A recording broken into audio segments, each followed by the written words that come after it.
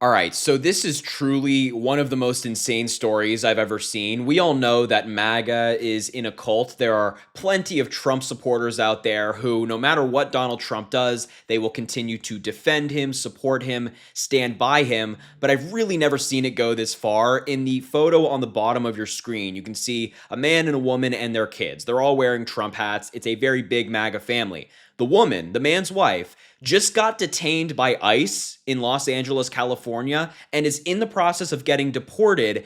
And the man wearing the MAGA hat says he still supports Donald Trump. His friends are begging him to take the Trump flags off of his house, and he will not do it. He stands by Donald Trump 100% while Trump is deporting his wife.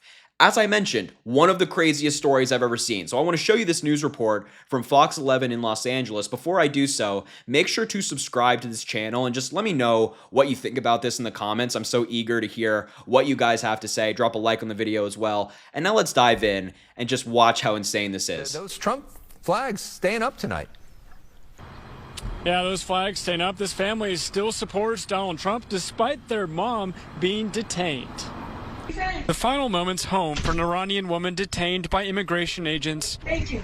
A mother Monday going inside to say bye to her 4 kids. She came and kissed the kids and that was it. That's the last time I saw her.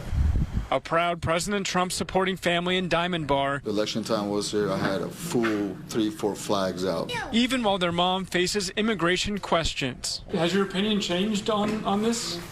That's a good question. Somewhat it has. Just because I'm going through it. I was very selfish before. Well, what I see right now is, okay, there's a reason for it. Arthur Sahakian's wife. I'm sorry. I just gotta just process what he just said right there.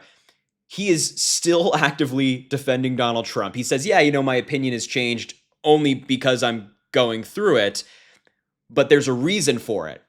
That he's justifying what Donald Trump is doing in real time, deporting his wife, taking his wife away from his 3 children who now don't have a mother actively in their life because of Donald Trump.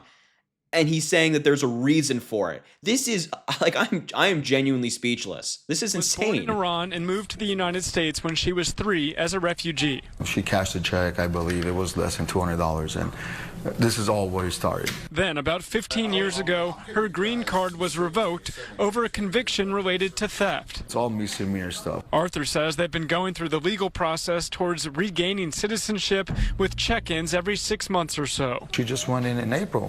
I'm so, I cannot believe what I'm hearing right now. They're going through the legal process. Her green card was revoked because of something she did when she was 15 years old. She came here when she was 3 years old, and he is still defending Donald Trump. Trump is targeting his family, even though they're having check-ins pretty regularly. They're going through the legal process to get her citizenship, or at least legal documents to stay in the country, and he's still sitting here defending Donald Trump. I really just don't know what to make of this. And they said, okay, you're fine. Have a good day. We'll see you back in September or October. Then last week, the United States bombed 3 nuclear sites in Iran, increasing tensions and concerns of Iranian sleeper cells retaliating in the U.S. I'm very for of them seeing the Iranian nationals because of the sleeper cells. I understand that. Federal sources tell Fox News that more than 130 Iranian nationals were detained in the U.S. this last week. I think it will resolve a lot of issues because we will know exactly who's in here for what reasons. Even though I miss her dearly, but I think we could do a better job of, you catch someone, you see they're national, and do a background real quick and see if they have ties to the community. Okay, wait, I'm sorry.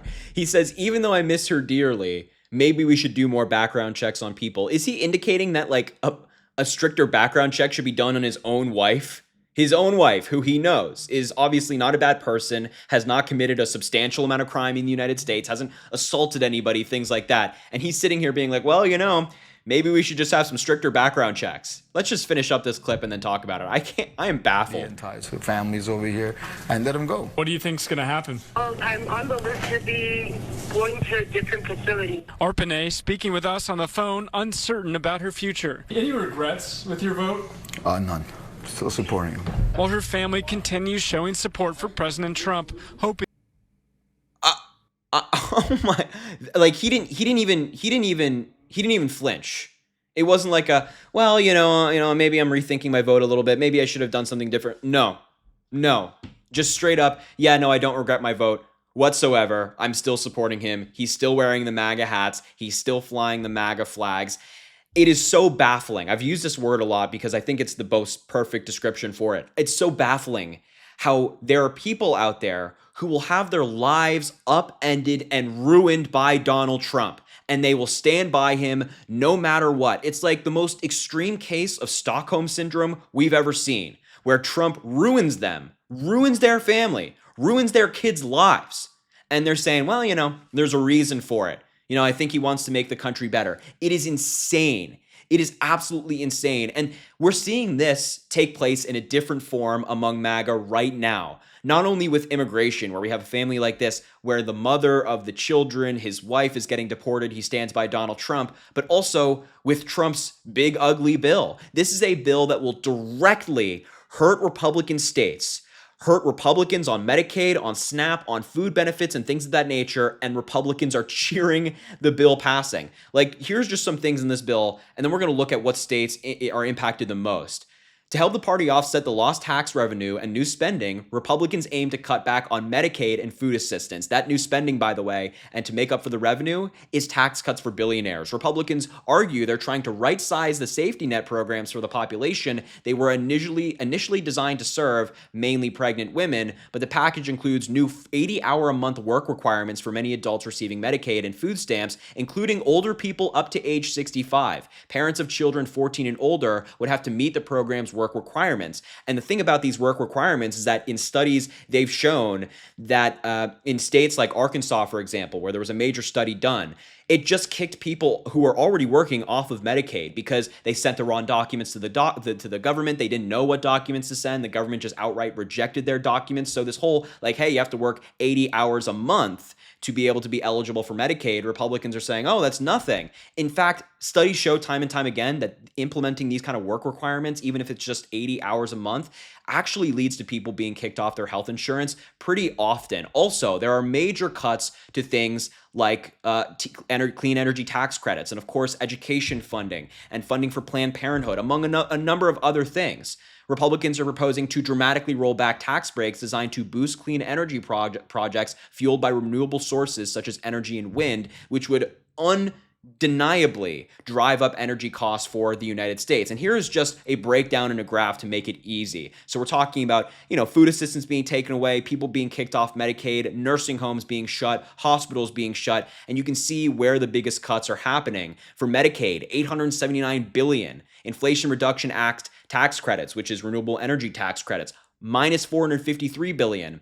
For changes to student loan payments, minus $278 billion, and then everything else you can see. And here's just a map of the United States, specifically focusing on Medicaid for where the largest cuts will happen. And you can see that there are some pretty large cuts in states across the country, but in some of the most Republican states, in the Dakotas, the cuts are huge. In the South, the cuts are huge. Kentucky, West Virginia, North Carolina, Texas, Arizona, Utah, all these are different states that voted for Donald Trump that will now have huge cuts to their Medicaid.